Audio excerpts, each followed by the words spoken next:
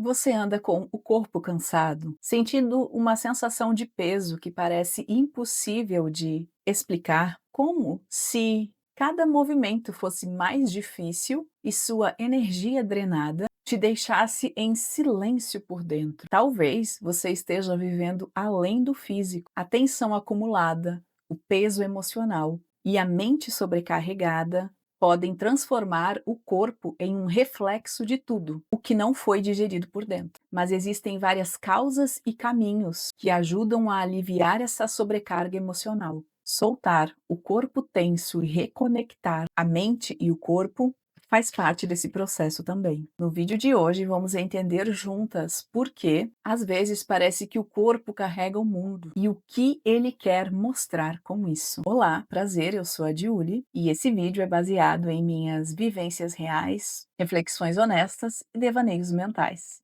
Hoje estamos no sexto episódio sobre a série Cansaço, com o título Por que meu corpo parece carregar o mundo? O acúmulo de tensão emocional pode ser o porquê de parecer que você carrega um mundo em seu corpo, porque suas emoções estão tão desreguladas e isso está acumulando tanta energia pesada em você que você está sentindo isso ao nível físico. Os sentimentos não expressos e as preocupações constantes se transformam em pesos físicos e você vai sentir isso, por exemplo, os ombros muito pesados, a cabeça pesada ao ponto de doer, as costas, dores nas costas, o nervo ciático pegando, ou as pernas. Eu sinto muito nas pernas, eu tenho muitas dores nas pernas quando eu estou exausta, quando eu estou carregando o peso do meu mundo. Então, em algum lugar, isso vai explodir, entre aspas, fisicamente. E aí depende da época e depende da sua sensibilidade, mas quando essa exaustão está tão intensa, ela tem que se acumular em algum lugar no nosso corpo para poder sair. E depende de cada um, vai se acumular em um lugar específico ou em vários lugares. É aquela pessoa que está toda dolorida, isso pode acontecer também. Só de tocar a pessoa já está com dor. Por quê? Porque é muita tensão. E aí a pessoa pode ter rigidez muscular, então os músculos estão sempre tensos, isso vai gerar dor no corpo. Então aí é necessário, nesses casos, que a pessoa vá fazer uma massagem, vai fazer um exercício físico, um alongamento. Quantas vezes eu sou obrigada a parar no meu dia e fazer um alongamento, porque os meus ombros estão tão doídos e tão tensos que eu preciso me esticar. O meu músculo aqui, ó, do pescoço fica tão duro e doído que eu sou obrigada a fazer um exercício. Por quê? Porque tá demais, tá muito pesado. As minhas pernas estão tão doídas que eu sou obrigada a fazer um alongamento ali nelas rapidinho, porque é doído. E com certeza você sabe do que eu estou falando. O segundo porquê é a sobrecarga mental. Uma mente sempre ativa e preocupada consome energia. Então, se você está o tempo todo remoendo os problemas do dia a dia mesmo, como é que eu vou resolver isso? Como é que eu vou resolver aquilo? E está sempre apagando incêndios no seu dia a dia, com certeza você tem uma mente sobrecarregada. Se você tem muitos problemas, principalmente para resolver, e isso ocupa muito o seu dia, os seus pensamentos, essa mente está sobrecarregada. E isso te leva à sensação de esgotamento, mesmo sem grande esforço físico. Só pensando, né, só usando a mente, a gente fica cansado, fica esgotado. Quem nunca teve aquela prova na escola difícil, teve que estudar, ficou ali horas e horas estudando e quando saiu dali não tinha energia para nada. Por quê? Porque o esgotamento foi a nível mental, nem fez nada fisicamente e está esgotado. Isso vai acontecer no nosso dia a dia de adulto também, resolvendo problemas a nível mental, porque a solução primeiro vem na mente, depois parte para a realidade, parte para a ação. E esse momento de bolar esse plano para resolver vai consumir um bom tanto de energia. E se você tem que fazer isso o tempo todo, você está com esgotamento mental, com certeza. Por isso é importante tirar uns momentos do dia para aliviar essa mente, para respirar, para não pensar em nada sério, para fazer algo que vai aliviar esses pensamentos, aliviar a tensão. Às vezes até buscar ali uma fuga na internet, alguma coisa assim, para rir, se distrair, que vai dar uma aliviada na mente, senão você está com a mente o tempo todo sobrecarregada. O outro porquê pode ser o estresse, e aí tem 2 tipos, o estresse físico e o estresse emocional, e geralmente eles andam junto, é difícil você ter só um, se tem um, tem o outro. A questão é quem trouxe quem para sua vida, né, mas o estresse ele vai ser um problema muito sério, porque a pessoa estressada, quando a pessoa está estressada, o corpo permanece em estado de alerta. É como se o corpo estivesse, em estado de fuga e sobrevivência.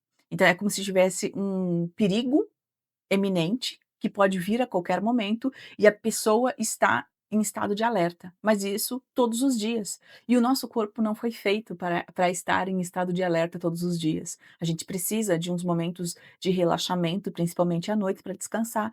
E quando a gente está nesse modo fuga, sobrevivência, por conta do estresse, mesmo que de forma inconsciente, muitas vezes até o nosso sono não é de qualidade, o nosso corpo não se refaz com qualidade e a gente vai sentindo as consequências disso ao longo dos dias, ao longo dos meses e no decorrer da nossa vida. Então, sem tempo para relaxar, porque mesmo no fim de semana, por exemplo, que seria em teoria um momento para relaxar, a gente ficar preocupado, estressado e procurando soluções e remoendo esses problemas, então se o tempo todo a gente está remoendo esses problemas e isso está alimentando o nosso estresse, o resultado disso é um cansaço constante e a energia drenada. Então o corpo está sempre cansado, aquela pessoa que nunca tem energia e com o tempo vai ficar doente. É só o que eu tenho para dizer sobre esse tópico. Então com o tempo você vai ficando doente fisicamente. Será que vale a pena? O outro porquê é a fadiga emocional